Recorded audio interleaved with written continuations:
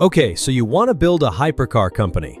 Here's the part nobody puts on the spec sheet. You can build the fastest, most expensive car on Earth, sell it for $2.5 million a copy, sell out the entire production run before you've built a single one, and still go bankrupt. Not because the car is bad, because the car was never the business. The car is a $2.5 million receipt for a much bigger bill, and most of the people who've tried to send that bill have gone under trying. So what exactly are you buying into? Let's talk price tiers, because hypercar manufacturer is not one business. It's three, stacked on top of each other. Tier 1, the boutique shop. Think Koenigsegg or Pagani. You need a carbon fiber monocoque facility, a small in-house engine or engineering program, and roughly $50 million to $150 million before you deliver your first customer car. Christian von Koenigsegg started in 1994 and didn't deliver his first car until 2002. 8 years, and by most estimates north of $400 million of his own money before a single paying customer took delivery. Tier 2, the mid-size independent. McLaren automotive territory, its own factory, its own supercar and hypercar lineup, hundreds of employees, real annual production in the thousands. This tier needs closer to $1 billion in standing capital, and even that isn't always enough, which we'll get to. Tier 3, the conglomerate flagship. Bugatti, owned first by Volkswagen Group, now folded into a joint venture with Rimac. This tier isn't really a standalone business at all. It's a halo project, bankrolled by a parent company with deep enough pockets to treat the entire division as a marketing expense. And here's the cost nobody warns you about going in: certification. Getting a low-volume car legally road registered in the US, the EU, and China separately can run $30 million to $80 million in crash testing and homologation fees alone. And each destructive crash test can total a hand-built prototype worth $1 million or more.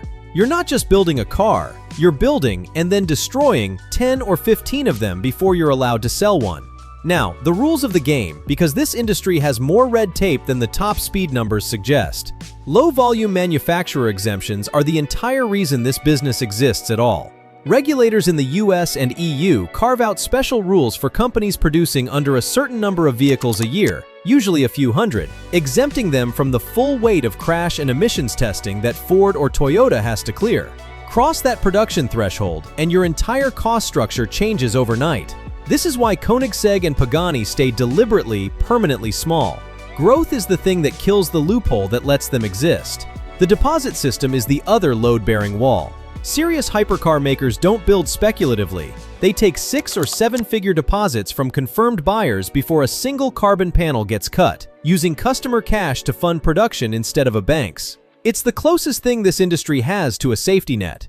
It is also the reason so many of these companies never touch outside investors until it's already too late.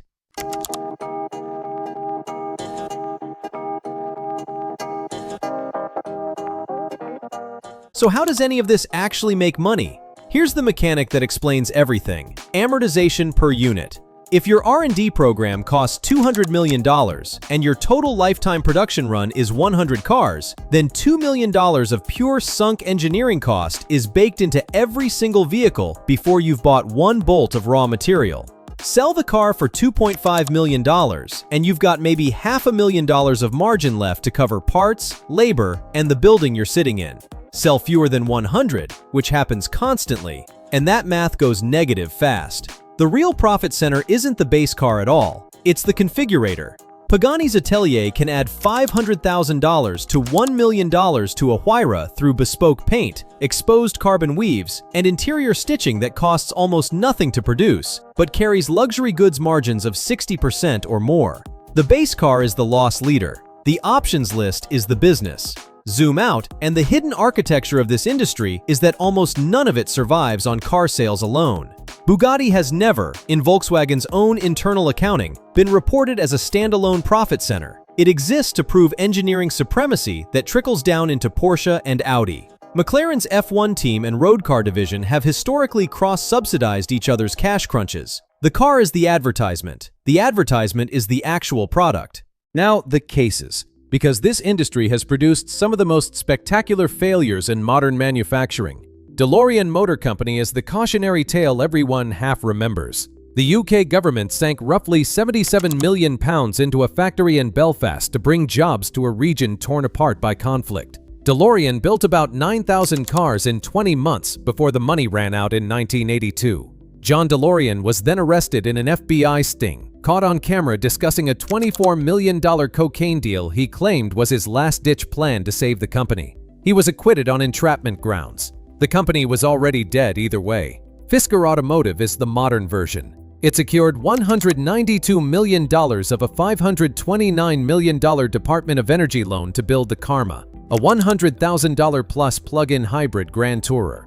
A flood damaged hundreds of unsold cars at a New Jersey port in 2012. The DOE cut off further funding, and Fisker filed for bankruptcy in 2013. Its assets were auctioned off to a Chinese conglomerate, Wanxiang, for $149.2 million, a fraction of what had been poured in. And then there's McLaren, which almost joined that list in 2020. Despite decades of Formula One pedigree and a genuine, profitable road car business, the pandemic nearly took the whole company down. It sold and leased back its own architecturally iconic headquarters for roughly £170 million just to raise cash, and its majority owner, Bahrain's sovereign wealth fund, had to step in with additional emergency capital to keep the lights on. If McLaren can come within months of insolvency, nobody in this industry is safe. Aston Martin belongs in this conversation too, if only as a warning about what happens over a long enough timeline. It has technically gone bankrupt 7 separate times across its history, roughly once every 14 years on average. And it's still trading today only because each collapse found a new set of investors willing to buy the brand back out of the wreckage. Longevity in this industry doesn't mean avoiding failure. It means surviving it repeatedly. Then there's the exception that proves the rule, Mate Rimac. He built his first electric hypercar, the Concept 1, in his garage in Croatia, financing it himself after totaling his own BMW at a drag event and deciding to build something faster and electric instead. Rimac never made real money selling cars. It made money selling battery and powertrain technology to Porsche, Hyundai, and Aston Martin, who all took equity stakes rather than risk building electric drivetrains from scratch. That technology business grew so valuable that in 2021, Rimac didn't buy Bugatti outright. Porsche and the Rimac Group structured a joint venture, Bugatti Rimac, with Rimac running day-to-day operations despite being a fraction of Bugatti's age and size. The car was never the business for him either. The patents were. The success stories are the ones who never tried to scale. Koenigsegg and Pagani are both still independent, still founder-owned, decades in, precisely because they never chase the volume that forces you into full regulatory exposure and the capital appetite that comes with it. So let's run the numbers 2 ways. Optimistic scenario. You raise $60 million, build a 30-unit run at $2.5 million each, $75 million in revenue, and take full deposits up front so customer cash, not your own balance sheet, funds production. Unit costs run around $900,000 per car once you're past the prototype phase. So total production costs land near $27 million against that $75 million top line. Add configurator revenue of $300,000 average per car, another $9 million. After your $60 million sunk R&D and certification spend, you clear a real profit, small but real, assuming every single unit sells and nothing gets destroyed in testing beyond plan. Realistic scenario. Certification runs over budget to $70 million instead of $30 million, because China's homologation process alone can add years and tens of millions. You only pre-sell 18 of your planned 30 units before the market softens, leaving $45 million in confirmed revenue against a cost base that's already committed near $80 million. No bankruptcy overnight. Hypercar companies rarely die that fast, but a slow, multi-year cash bleed that ends exactly where DeLorean and Fisker ended, with a bigger company buying your engineering for parts. Here's the takeaway.